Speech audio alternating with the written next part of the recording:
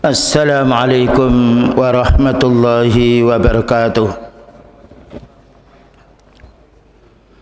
Innal hamdalillah nahmaduhu wa nasta'inuhu wa nastaghfiruh wa na'udzu billahi min shururi anfusina wa sayyiati a'malina. May yahdihillahu fala mudilla lahu wa may yudlil fala hadiya lahu. Asyhadu an la ilaha illallah wahdahu la syarika lahu wa asyhadu anna Muhammadan abduhu wa rasuluh. Allahumma salli wa sallim ala nabiyyina Muhammadin wa ala alihi wa sahbihi ajma'in, amma ba'du.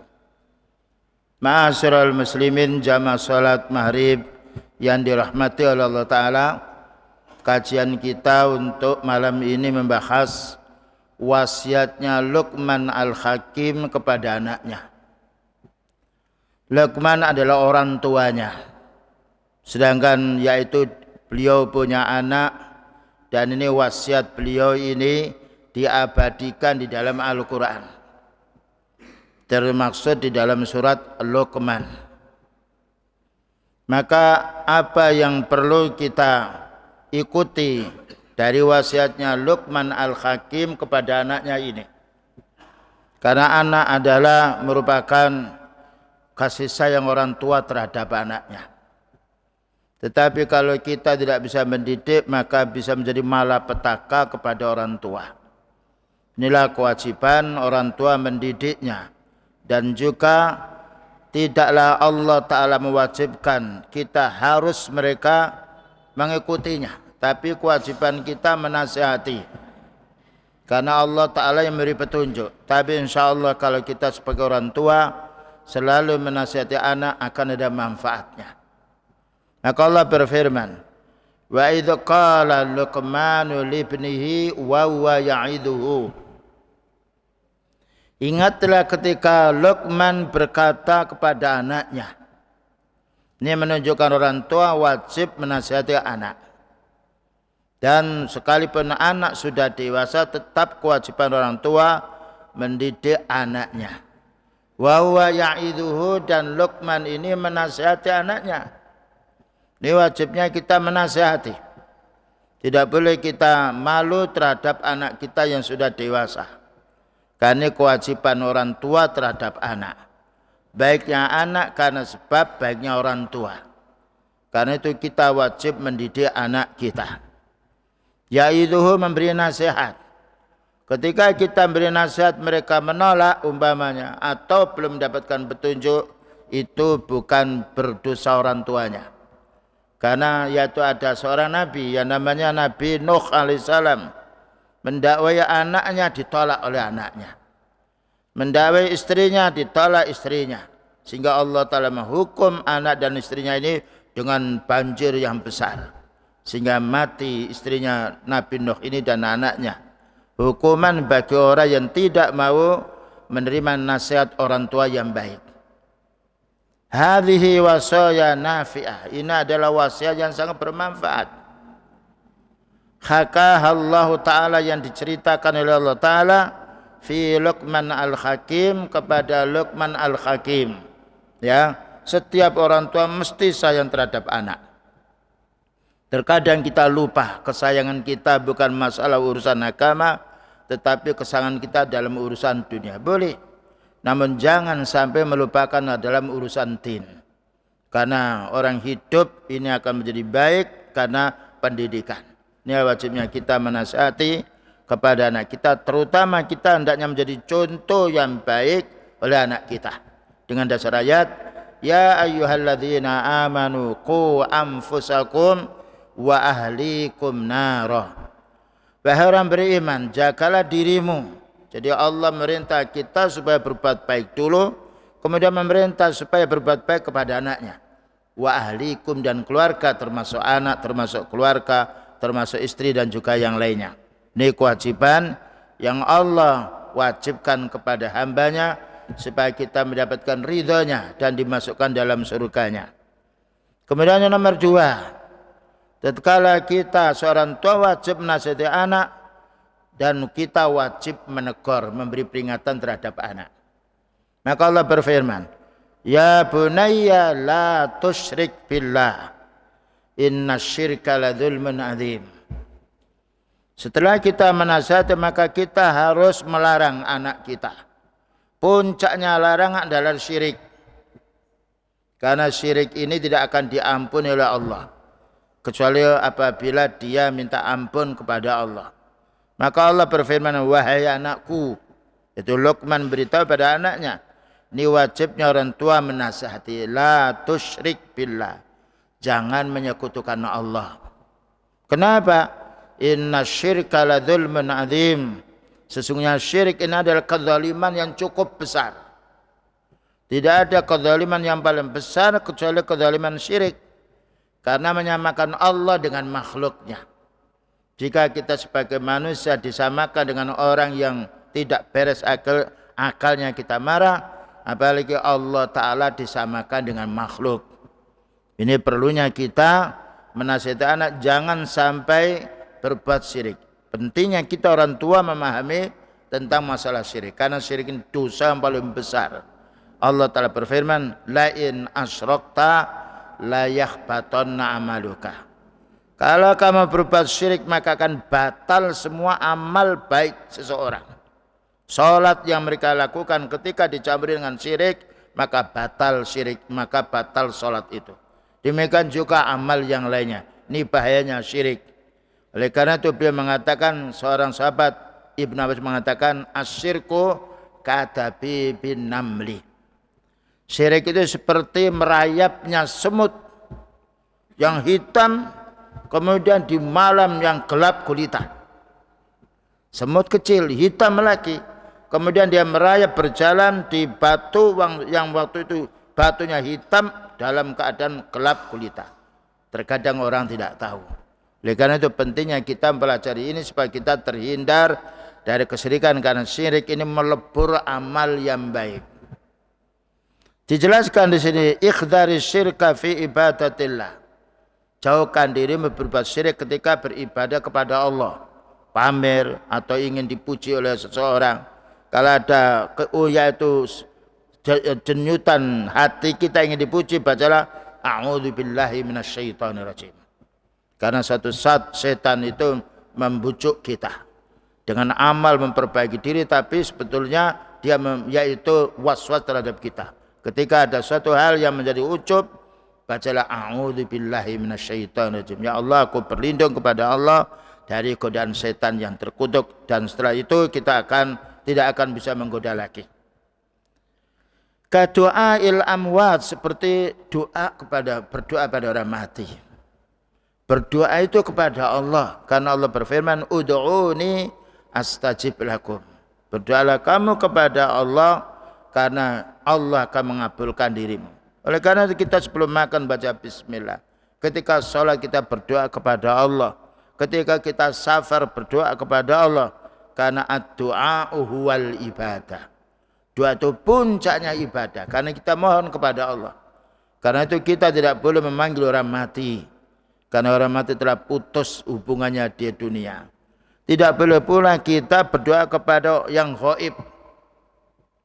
Memanggil jin yang muslim, wahai jin, berilah aku petunjuk, tidak boleh, karena itu syirik. Karena yang berhak untuk kita panggil Allah. Karena Allah Ta'ala hidup, wa tawakkal 'alal hayyil ladzi la yamut. Bertawakallah kamu kepada yang hidup yang tidak akan mati. Jadi apapun yang kita mohon kepada Allah, karena Allah akan mengabulkan doanya orang berdoa. Ud'uni astajib lakum. Berdoalah kamu kepadaku, katanya Allah Ta'ala, Allah akan mengabulkan doamu. Itulah kebaikan Allah kepada kita. Kita disuruh memperbanyak ibadah, yaitu berdoa, memohon kepada Allah. Karena Allah Ta'ala huwal ghaniyul hamid, yang maha kaya lagi maha terpuji. Berbeda kalau kita umpamanya ada orang selalu minta kepada kita, mungkin kita akan merasa, karena kita sama manusia, atau merasa yaitu kekurangan kita, atau merasa benci. Kenapa orang itu minta terus, Tapi Allah senang kalau kita sebagai hamba selalu mohon kepada Allah. Karena Allah mengatakan ud'uni astajib lakum. Kemudian juga dijelaskan di sini ad-du'a'u huwal ibadah. Doa itu ibadah. Jadi kita mohon, kita istighfar, kita berdoa kepada Allah itu bagian daripada puncaknya ibadah. Karena itu kalau kita lihat kehidupan kita 24 jam mesti ada doa. Makan, berdoa. Selesai makan kita membaca yaitu tahmid. Kemudian bangun, tidur, berdoa. Mau tidur, berdoa. Keluar dari masjid, berdoa. Masuk masjid, berdoa. Bertemu dengan istri, berdoa. Di mana saja berdoa. Karena doa huwal ibadah. Ya. Jadi doa itu adalah ibadah. Jadi ibadah bukan hanya sholat. Ibadah adalah melaksanakan perintahnya Allah Ta'ala. Meninggalkan larangannya. Melaksanakan perintahnya Rasulullah SAW. Dan meninggalkan larangan ini adalah puncaknya ibadah. Kemudian juga Allah Ta'ala menjelaskan. Alladzina amanu. Walam yalbisu imanahum bidzulmin. Ulaika lahumul amnu wahum muhtadun. Orang-orang beriman itu menunjukkan mulianya orang beriman. Karena Allah mengatakan alladzina amanu. Bukan alladzina kafaru. Tetapi alladzina amanu. Orang-orang beriman. Walam yalbisu imanahum. Tetapi dengan imannya tidak mencampuri iman mereka ini dengan kesyirikan. Dengan kezaliman. Puncaknya kezaliman adalah syirik. Alladzina amanu, orang itu beriman. Walam yalbisu imanahum bidzulmin. Dan tidak mencampuri imannya itu dengan syirik. Ulaika lahumul amnu. Dijamin di dunia dia aman. Wahum muhtadun. Dan ketika di akhirat mendapatkan petunjuk menuju jalan ke surganya. Ini keutamaan orang beriman yang tidak mencampuri dengan kesyirikan. Tetapi iman siapapun atau amal apapun yang dicampuri dengan syirik, maka Allah Ta'ala menolak. La in asyrakta la yakhbatanna amaluka. Kalau kamu berbuat syirik maka batal semua amal kebaikan kita. Selanjutnya, faqala Rasulullah sallallahu alaihi wasallam, maka beliau yaitu berkata ketika ada orang merasa berat dengan ayat ini, wahai Nabi, kita ini beriman, siapa yang tidak berbuat zalim di dunia ini? Dikira zalim itu adalah kezaliman biasa, tapi kezaliman ini syirik. Apa kata beliau? Syaqqa dzalika 'alal muslimin. Ayat ini merasa berat bagi para sahabat. Dalam surat Al-An'am ayat nomor yaitu 82. Merasa berat oleh para sahabat. Wahai Nabi, siapa yang kita ini tidak berbuat zalim? Berbuat zalim kadang-kadang dengan tetangga. Berbuat zalim kepada dirinya sendiri dengan meninggalkan yang wajib. Berbuat zalim pula kepada anaknya. Berbuat zalim pula kepada orang. Maka beliau mengatakan, ayyuna la yadlimu nafsahu. Wahai Nabi, siapa di antara kita tidak berbuat zalim? Jawabnya, qala Rasulullah sallallahu alaihi wasallam. Beliau mengatakan, laisa dzalik, bukan itu. Yang dimaksudkan zalim ini innama huwa syirku. Kezaliman, puncaknya kezaliman yang Allah Ta'ala tidak akan mengampuni adalah kesyirikan. Karena syirik itu menyamakan Allah Ta'ala dengan makhluk. Kalau kita disamakan dengan makhluk yang lain tidak mau, padahal kita makhluk kan makhluk, bagaimana Allah Ta'ala disamakan dengan makhluknya. Inilah yang harus kita fahami kaum muslimin, betul-betul kita harus memahami tauhid. Dan betul-betul kita harus memahami syirik untuk kita jauhi. Karena syirik ini perlu diketahui dengan ilmu. Sebagaimana tauhid perlu kita ketahui dengan ilmu. Kalau kita tahu tauhid, insya Allah kita akan menjadi orang yang diridhai oleh Allah. Kalau kita tahu syirik dijauhi, insya Allah kita akan diridhai oleh Allah. Selanjutnya, tasma'u qawla Luqman libnihi. Sudahkah kamu mendengarkan fatwanya, mendengarkan nasihatnya Luqman kepada anaknya? Ya bunayya la tusyrik billah. Wahai anakku, ini menunjukkan orang tua wajib menasihati anaknya atau menasihati cucunya. La tusyrik billah, kamu jangan menyekutukan Allah. Bayangkan anak ini yang belum balik, maka orang tua wajib menasihati. Karena anak masih kecil muda dia menerima. dan belum karena tercampur dengan syubhat yang lain. Jadi ya bunayya, hai anakku. Sebagaimana Rasulullah sallallahu alaihi wasallam menasihati pula yaitu cucu-cucunya. Menasihati pula anak pamannya Ibnu Abbas, dinasihati jangan kamu berbuat syirik. Kenapa? Inna syirka ladzulmun adzim. Sesungguhnya syirik itu penganiayaan yang paling besar. Kalau orang berbuat syirik tidak bertobat, masuk neraka selamanya. Tetapi kalau orang itu mukmin melakukan kemaksiatan umpamanya bukan daripada syirik, maka masih ada waktu. Allah Ta'ala masih memberi pengampunan karena Allah berfirman, wa yaghfiru ma duna dzalika liman yasha. Allah akan mengampuni dosa selain syirik ketika Allah Ta'ala menghendaki. Jadi syirik ini puncaknya dosa karena menyamakan Allah dengan makhluknya. Ya dan bilang dzalik. Selanjutnya wasiat Luqman ayat nomor 14. Setelah Luqman berwasiat pada anaknya, jangan kamu ya anakku berbuat syirik, maka wasiat yang kedua, wa wassaynal insana biwalidayhi hamalathu ummuhu wahnan ala wahnin wa fisaluhu fi amaini anishkurli wa liwalidayk ilayyal masir. Ini surat Luqman nomor 14.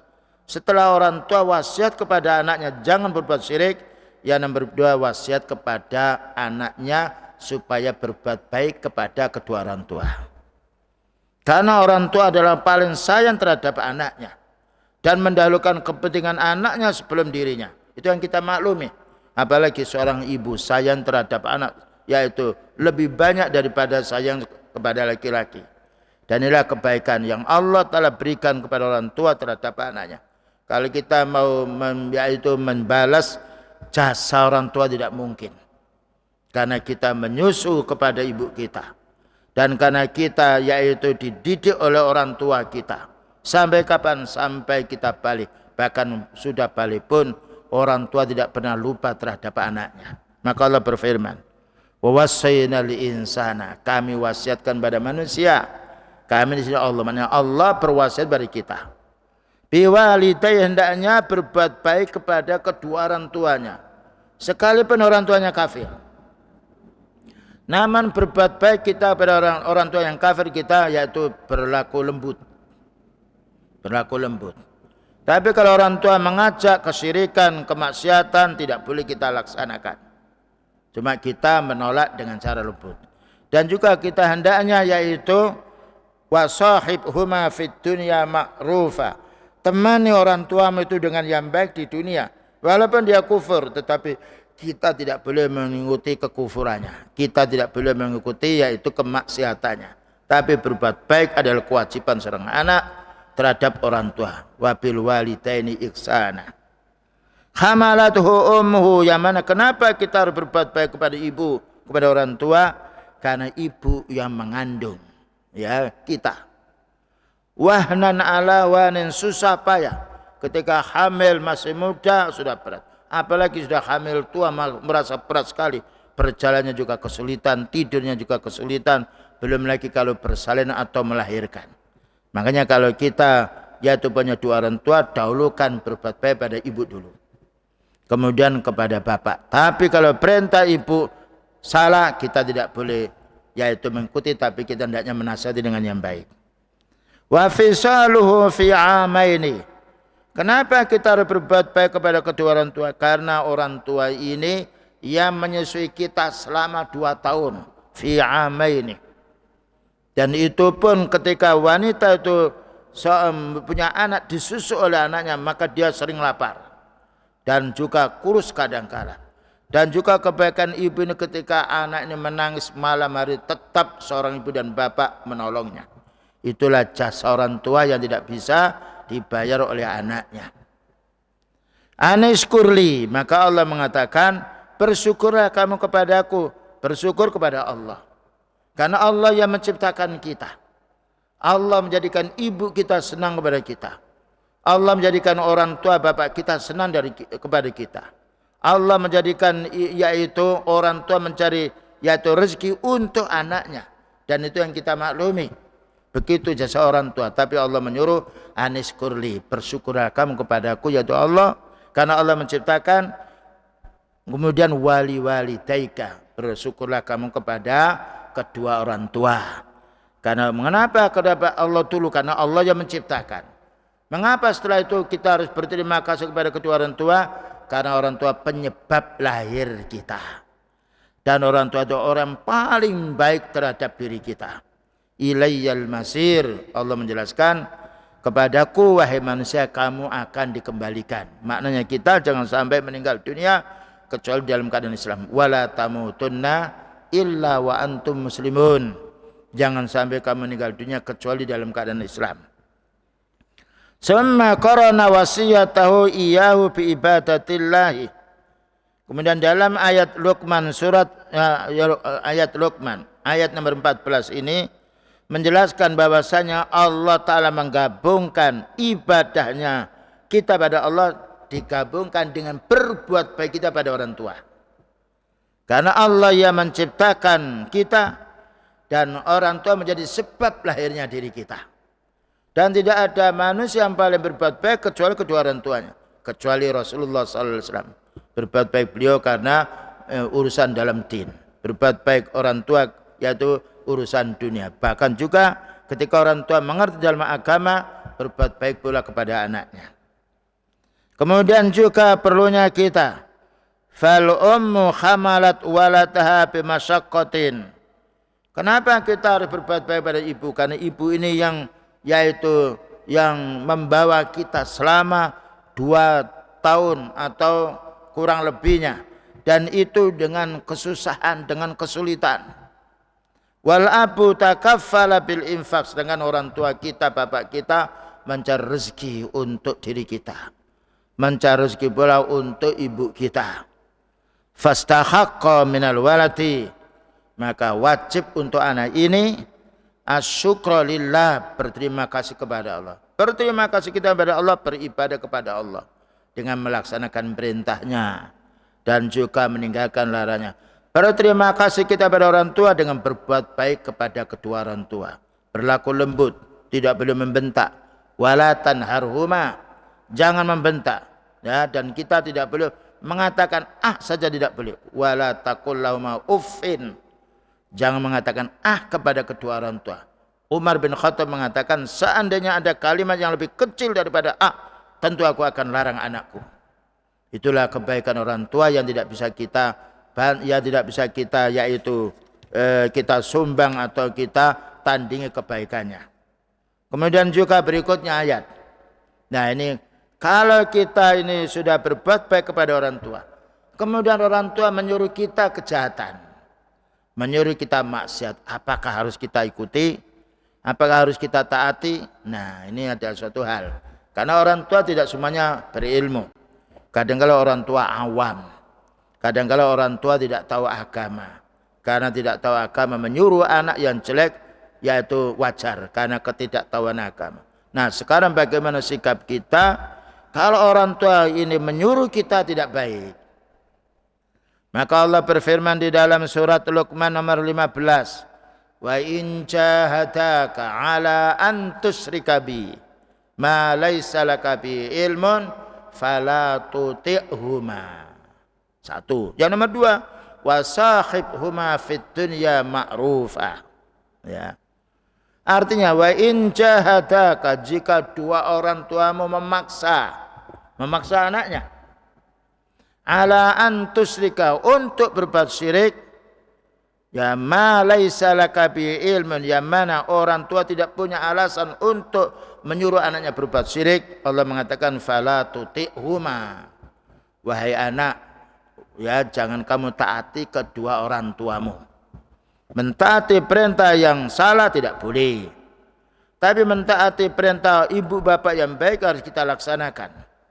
Karena baik dan buruknya yaitu Allah Ta'ala yang beritahu kepada kita, ini yang baik kita laksanakan, yang jelek kita jauhi. Namun ketika orang tua menyuruh jelek kepada kita, tidak boleh kita pisah dari orang tua.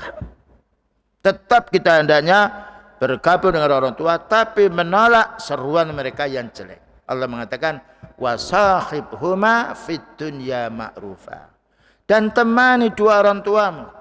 Ini keuntungan seorang anak yang bisa berjumpa yang bisa yaitu merawat orang tuanya.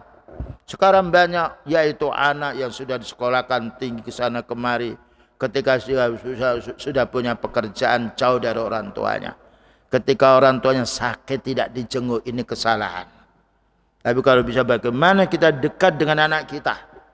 Ya kecuali kalau seorang putri yang sudah nikah dia jauh di bawah suaminya, itu hak suami. Tapi kalau kita punya orang tua kita seorang anak, bagaimana dekat dengan orang tua?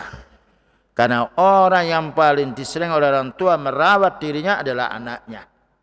Sebagaimana anak senang kalau sakit dirawat oleh orang tuanya. Inilah kebaikan seorang anak ketika mau dekat dengan orang tua.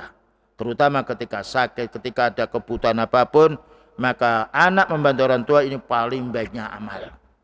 Lalu dijelaskan di sini, wasahibhuma fid dunya ma'rufa. Temani dua orang tuamu di dunia dengan yang baik, terutama kalau sudah lanjut usia. Orang kalau sudah lanjut usia fisiknya kurang, ya, daya ingatannya kurang, matanya pura kurang jelas dan yang lainnya. Maka siapa lagi kalau bukan anak yang membantu orang tuanya? Nah, inilah butuhnya anak yang punya ilmu, sehingga ketika ada orang tua sakit, ada orang tua kebutuhan, dia ingat jasanya orang tua, sehingga dia bisa membantu orang tuanya.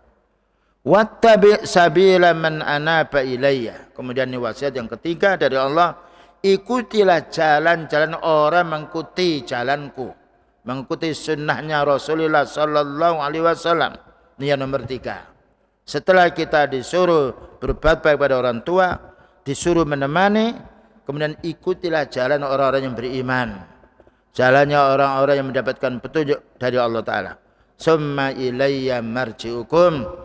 Kemudian kamu hai semuanya akan kembali kepada Allah Ta'ala. Fa'unabbi'ukum bima kuntum ta'malun. Maka Allah akan mengkhabarkan kepada kalian dengan apa yang kalian kerjakan. Inilah perlunya kita kaum muslimin, semua tindakan kita, dari mata kita melihat, telinga kita mendengar, kaki kita melangkah, apa yang diperbuat oleh tangan kita, maka ini ada dalam catatan. Dan besok akan ditanya kita, fa'unabbi'ukum bima kuntum ta'malun. Katanya Allah, aku akan kabarkan kepada manusia apa yang kamu lakukan di permukaan dunia. Oleh karena itu kaum muslimin kita hendaknya merasa muraqabatullah, merasa diawasi oleh Allah. Karena Allah Ta'ala berfirman, inna rabbaka labil mirsad. Sesungguhnya Rabbmu yaitu Allah selalu mengintai dirimu, selalu mengawasi dirimu. Selanjutnya berkata Rasulullah sallallahu alaihi wasallam, setelah kita disuruh taat kepada kedua orang tua, melaksanakan perintah yang baik, bagaimana ketika orang tua menyuruh kita yang jelek, menyuruh kebid'ahan, menyuruh kemaksiatan, menyuruh kesyirikan? Maka beliau mengatakan, la ta'ata li ahadin fi maksiatillah. Tidak boleh kita mentaati siapapun kalau orang itu mengajak kita kepada kemaksiatan, sekalipun orang tua sendiri, sekalipun bapak ibu ketika memerintah maksiat, tidak boleh kita layani, kita diam. Ya, ketika kita menasihat dengan baik, mereka membentak yang lain, jangan dibalas dengan bentak, karena Allah mengatakan fala tanharhuma, jangan kamu bentak kedua orang tuamu. Dan upayakan kita kalau kita masih muda, orang tua sedang lanjut usia, kadangkala dia perlu berjalan, didampingi, kadangkala perlu yaitu ke WC ada yang menunggu dia, kadangkala dia perlu yaitu berobat ada yang mengantarkan dia. Ini kebaikan anak terhadap orang tua yang Allah Ta'ala mewajibkan kita supaya birrul walidain. Innamat ta'atu fil ma'ruf. Sesungguhnya kita boleh mentaati orang tua kita ketika mereka memerintah yang baik, ya.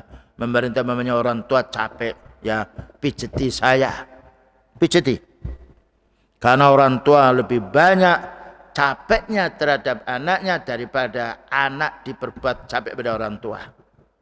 Disuruh mamanya pergi ke pasar membeli sesuatu, hendaknya dilaksanakan. Tapi kalau disuruh anak ini berbuat maksiat, kita tidak boleh melaksanakan. Kita diam dan kita tidak melaksanakannya. Selanjutnya, kemudian wasiat yang keempat dari Luqman, ya bunayya innaha in taku misqala habbatin min khardalin fatakum fi sakhratin aw fis samawati aw fil ardi ya'ti bihallah innallaha latifun khabir. Ini ayat yang nomor 16.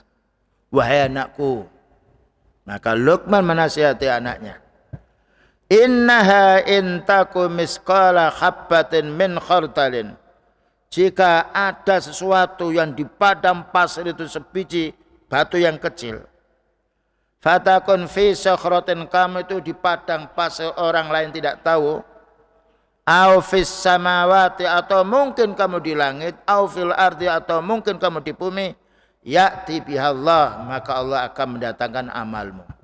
Ini wasiat yang 4 yang Luqman menasihati, di mana saya anakku, ketahui Allah Ta'ala mengawasi dirimu. Jangan sampai anakku berbuat kejahatan karena merasa tidak ada orang yang tahu. Ya. Karena Allah Maha tahu, wa huwa alimun khabir, Maha tahu dan juga waspada. Karena Allah Ta'ala tidak tidur, tidak mengantuk. La ta'khudhuhu sinatu wa la nahum.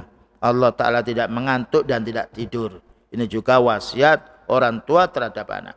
Ketika orang tua wasiat kepada anak, maka orang tua hendaknya memberi contoh yang baik. Jangan sampai kita ini pandai menasihati, tapi kita melanggar. Banyak orang yang yaitu menasihati suruh begini, tapi dia melanggar, ini tidak boleh. Kabura maktan indallahi antakulu ma la taf'alu. Besar dosanya di sisi Allah Ta'ala. Dia bicara baik kepada bawahnya, ternyata di atasnya tidak memberi contoh yang baik. Ketika orang tua menasihati anaknya, orang tua harus menjadi suri tauladan yang baik. Ketika orang tua menyuruh anaknya sholat, maka hendaknya orang tua sholat. Ketika orang tua menyuruh anaknya membaca Al-Quran, maka kita hendaknya lebih dahulu membaca Al-Quran. Karena orang beramal untuk dirinya sendiri. Man amila shalihan fali nafsih. Siapa yang beramal soleh untuk dirinya. Nah, ini perlunya kita memahami. Jangan sampai kita hanya pandai menyuruh anak, tetapi kita tidak memberi contoh yang baik. Mungkin anak akan berpikir, ketika dia kalau tahu orang tuanya pemarah, iya saya disuruh sholat berjamaah, tapi ayahku tidak mau berjamaah. Akan muncul pemikiran itu pada hati anak. Karena anak punya fitrah pula. Oleh karena itu beri contoh yang bagus. Jadikan kita suri tauladan untuk anak kita. Jadikan istri kita menjadi suri tauladan untuk putri-putri kita. Selanjutnya. Kemudian juga selanjutnya kita diperintahkan yaitu untuk menyuruh anak kita agar sholat. Ya bunayya aqimis sholat. Wahai anakku, sholatlah, dirikan sholat. Karena sholatnya rukun Islam, ya, yang paling banyak kita kerjakan daripada haji. Haji kewajibannya 1 tahun sekali, seumur hidup sekali. Saum kewajibannya 1 bulan Ramadan, kecuali saum sunnah. Zakat untuk orang yang mampu. Tapi sholat bagi orang tidak mampu berdiri suruh duduk. Tidak mampu duduk suruh sholat berbaring.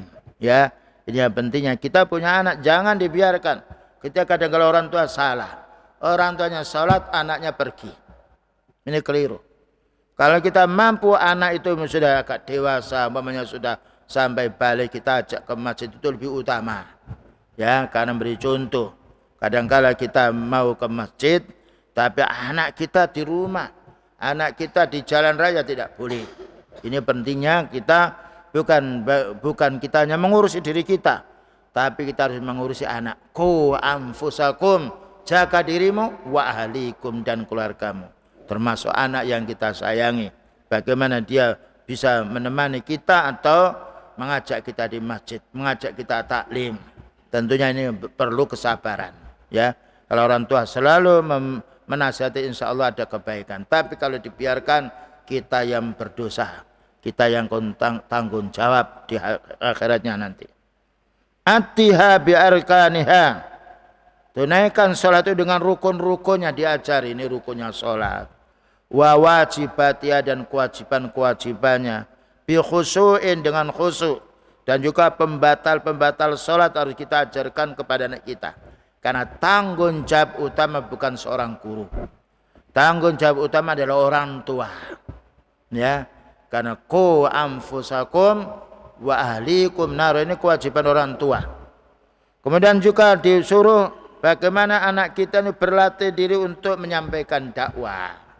Ketika sholat, nah kita sampaikan, walaupun dakwah bukan di forum masjid, mungkin di rumah, ya kita bisa menasihati adik kita, anak-anaknya, nasihati adikmu itu makan dengan tangan kiri, itu minum dengan berdiri, supaya dinasihati. Nah inilah kewajiban. Kenapa? Ibu di rumah, bapak di rumah. Guru yang paling bagus adalah dua orang tuanya.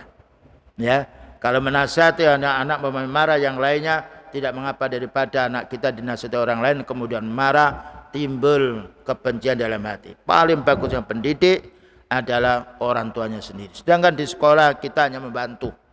Bayangkan satu guru harus mengajar 30 santri atau 30 siswa. Di rumah 2 orang mengajari anaknya. Dan itu paling bagus. 24 jam ketika makan kita lihat. Ketika berbaju memakai tangan kanan dulu apa tidak. Ketika melepaskan tangan kanan dulu apa kiri, kita tinjau semuanya. Itu kalau kita mendidik dengan bagus, insya Allah menjadi keluarga yang sakinah. Selanjutnya, wa'mur bil ma'rufi wanha 'anil munkar. Perintahkan dia supaya menyampaikan yang baik. Ya minimalnya kepada adiknya. Itu loh, adikmu belum bangun. Bangun nih. Itu adikmu kalau makan tangan kiri maka suruh tangan kanan. Beritahu. Ya, mendakwai keluarganya, kakak mendakwai adiknya, orang tua mendakwai anaknya, suami mendakwai istrinya, istri mendakwai anaknya. Ini menjadi baiknya dalam satu keluarga. Ya, terkadang ini lupa. Masalah urusan duit kita bisa mencari nafkah, tetapi urusan rohani, kebutuhan rohani kadang-kala kita belum maksimal untuk menasihati. Padahal itu tanggung jawab yang besar untuk dua orang tua. Tentunya kalau kita menasihati anak bilutfin dengan lembut, tidak boleh dengan kasar. Wala tadribul wajah, jangan dipukul wajah. Dan jangan dibentak. Karena anak dia belum sempurna akalnya. Dicari bilin, ud'u ila sabili rabbika bil hikmah. Seru ke dalam yaitu jalan Tuhanmu, jalan Allah dengan bijaksana, dengan lembut. Mungkin sekarang tidak mau, besok mau, atau kita menasihati pada saat dia dalam keadaan lapang, ya, dalam keadaan bergembira. Jangan dinasihati ketika dia sedang marah. Mungkin dia akan marah sama orang tua. Nah, selanjutnya, wasbir ala ma asabak. Perlunya orang tua wasiat kepadanya supaya bersabar. Kalau kita menyuruh anak bersabar, kita harus bersabar dulu.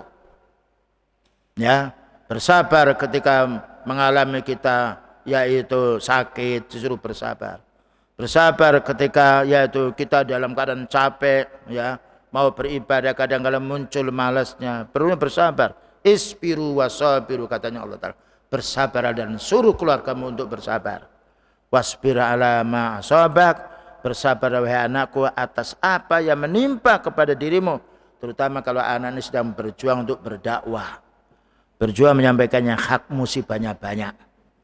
Alim annal amra bil ma'rufi wan nahy 'anil munkar sayanaluhu adza.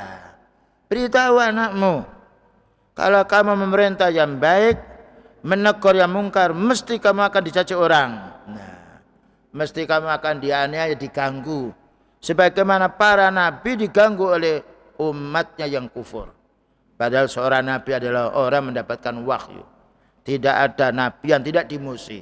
Dimusuhi bukan mencuri, dimusuhi bukan karena urusan dunia mengambil hak orang lain, dimusuhi karena menyampaikan yang hak. Inilah perlu para khatib, para dai, hendaknya menyampaikan jujur.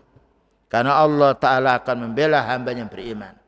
Ya, Allah Ta'ala akan menolong hambanya. Ya, wallahu fi aunil abdi ma kana al abdu fi auni akhi. Allah akan menolong hambanya selagi hamba itu mau menolong saudaranya. Selanjutnya, al mu'minul ladzi yukhalituna nas. Orang mukmin yang supel bergaul dengan manusia. Wa yasbir ala adahum, dan bersabar atas gangguan mereka. Afdalu minal mu'minil ladzi la yukhalitun nas. Itu lebih mulia daripada orang yang menyendiri, tidak mau bergabung, tidak mau berkumpul dengan orang. Ya, karena Allah Ta'ala menjadikan kita hidup bermasyarakat. Makanya seorang laki-laki ketika dia menikah, mau menikah, Dengan menikah punya anak, senang dia menunjukkan manusia ini hidup berkeluarga. Oleh karena itu, bagaimana kita orang mukmin ketika bercampur dengan manusia, bersabar atas kezaliman mereka. Karena orang mukmin dicaci, dihina, kemudian difitnah. Tapi kalau kita bersabar, Allah Ta'ala akan menolong orang bersabar. Kemudian juga yang lain berikutnya, wala tusair khaddaka linnas. Ya. Janganlah kamu memalingkan pipimu kepada orang. Nah ini supaya kita, tetapi kita harus memalingkan pipi kita ketika melihat wanita yang bukan mahramnya. Ketika ada nasihat dari beliau, yani ya Abu Dzar, ya Ali bin Abi Thalib, fasrif basaraka. Wahai Ali bin Abi Thalib, palingkan pandanganmu. Beliau mengatakan palingkan pandanganmu ketika menoleh tidak sengaja kelihatan wanita, maka beliau mengatakan fasrif basaraka. Tapi kalau kita bertemu dengan seorang laki-laki, wanita bertemu dengan wanita, ya, atau seorang laki-laki bertemu dengan mahramnya sendiri, keluarganya yang akrab, boleh kita melihat, tapi tidak boleh dengan yaitu bangkit syahwat. Ya, melihat biasa boleh, tapi bangkit syahwat tidak boleh. Ya, ini perlu kita pahami karena kita diuji oleh Allah Ta'ala, diberi syahwat, maka orang yang bisa menjaga syahwatnya itulah orang yang mulia. Selanjutnya pula, wala tu'rid biwajhika 'alan nas. Jangan sampai kamu palingkan wajahmu dari orang. Ya, kita paling bagus ramah. Sekalipun mereka berpaling, kita sapa dia. Kita sapa. Ya, kita sampai salam. Kita sampaikan salam. Ketika mereka tidak mau menjawab, cukup kita sudah mendapatkan pahala. Karena kita sudah menyampaikan yang hak. Kemudian juga, idza kallamtumuhum aw kallamaku ka ikhtiqaran minhum. Kalau mereka mengajak dirimu atau mencaci, jangan dijawab mencaci. Karena Allah Ta'ala memuliakan orang punya ilmu. Jangan seperti orang yang awam yang tidak tahu. Ketika kita dicaci, jangan balas caci. Ketika kita dicela, jangan membalas kecelahan. Fa'at bi'is sayyi'atal hasanah. Tutup kejahatan itu dengan kebaikan. Ketika mereka tidak mau salam, kita salamnya assalamualaikum. Ketika mereka tidak mau menyapa, kita sapa. Karena orang menyapa saudaranya adalah termasuk yaitu amalan yang baik. Ketika kita ketika mereka mendiamkan kita, bagaimana kita bicara dengan mereka? Karena manusia itu ada yang awam, ada yang punya ilmu. Bagaimana orang punya ilmu manfaat untuk orang yang awam. Kemudian juga berikutnya, beliau mengatakan qala Nabi sallallahu alaihi wasallam tabassumuka fi wajhi akhika laka shadaqatun. Tabassumuka, senyummu, fi wajhi akhika, kepada saudaramu, kepada wajah saudaramu, laka shadaqatun, itu sedekah. Nah, ya, kita bertemu dengan saudara kita, senyum, tertawa, itu adalah sedekah. Jadi sedekah bukan harus dengan harta. Bahkan kita menyampaikan assalam sedekah pula. Menasihati sedekah. Hadis ini diriwayatkan oleh Imam Tirmidzi dan juga yang lainnya. Selanjutnya berikutnya nomor 9. Wala tamsi fil ardi maraha. Janganlah kamu, anakku, maksudnya Luqman pada anaknya, jangan kamu berjalan di bumi ini sombong, tidak boleh. Ya. Wala tamsi fil ardi maraha. Janganlah kamu berjalan di permukaan bumi ini sombong. Ini anak yang diwasiati oleh orang tuanya. Bagaimana orang tua lebih tidak boleh sombong. Ketika orang tua menasihati anaknya jangan sombong, maka orang tua hendaknya menjadi contoh suri tauladan yang baik. Ay khuyala'a mutakabbiron jabbaron. Janganlah kamu menjadi orang yang angkuh, orang sombong. Kadang-kadang ini orang-orang tertentu, orang yang mendapatkan kelebihan harta, yang tidak punya ilmu, timbul kesombongannya. Kadang-kadang ujub, bangga dengan dirinya. La taf'alu dzalika yabghadukallah. Berwasiat ini Luqman pada anaknya, wahai anakku, jangan kamu berbuat sombong, ya, maka Allah akan marah kepada dirimu. Walihada qala, maka Allah Ta'ala berfirman, innallaha la yuhibbu kulla mukhtalin fakhur. Sesungguhnya Allah tidak menyenangi setiap orang sombong lagi angkuh. Nah, ya. Ini masih dalam surat yaitu Luqman ayat nomor 18. Yang terakhir, waqsid fi masyika. Ketika kita berjalan hendaklah pelan. Tidak perlu cepat-cepat dan tidak perlu terlalu lambat. Menengah. Berjalan ini bisa juga berjalan dengan kaki kita.